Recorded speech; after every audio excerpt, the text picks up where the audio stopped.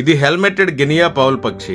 దీన్ని తెలుగులో గినియా కోడి లేదా మాలి కోడి అని పిలుస్తారు. ఈ పక్షి నీలం బూడిద రంగుల్లో తెల్లని చుక్కలు ఉంటాయి. తలభాగంలో ఘనమైన హెల్మెట్ లా ఉండే ఆకృతి ఉంటుంది.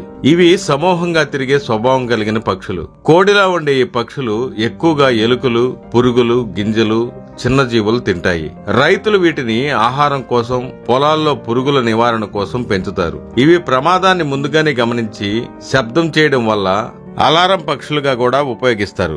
ముఖ్యంగా ఇది పిల్లల్ని పెట్టే విధానం చాలా ప్రత్యేకం. ఈ పక్షి దాని గుడ్లను రక్షించుకోవడానికి ఇది ఒక వింత గూడు కడుతుంది. ఈ పక్షి తన గూడును చెట్లపై కాకుండా భూమిలో కడుతుంది. ఇక్కడ మనం చూసే నేల దాని గూడు.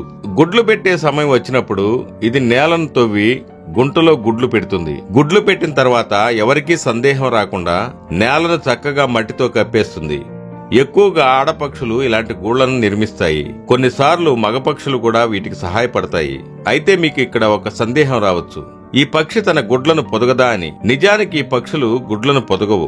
ఈ పక్షులు భూమిలో ఒక గుంటను దవ్వి ఆ గుంటలో గుడ్లు పెడతాయి. తర్వాత అవి ఆ గుంటను మట్టితో కప్పేస్తాయి. కాబట్టి భూమిలో ఉండే వెచ్చదనానికి వీటి గుడ్లలో ఉండే పిండం గ్రో అవుతుంది. అయితే ఈ గుడ్లకు వేరే జంతువులు, పక్షుల వల్ల ప్రమాదం కూడా ఉంటుంది.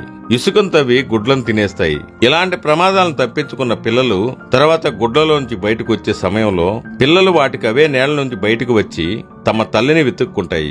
ఈ వీడియోలో చూడండి దాని పిల్ల ఎలా భూమిలోంచి వస్తుందో. ఏమైనా ఈ పక్షి గూడు చాలా వింతగా అనిపిస్తుంది. వీడియో నచ్చిన వారు లైక్ చేసి షేర్ చేయండి.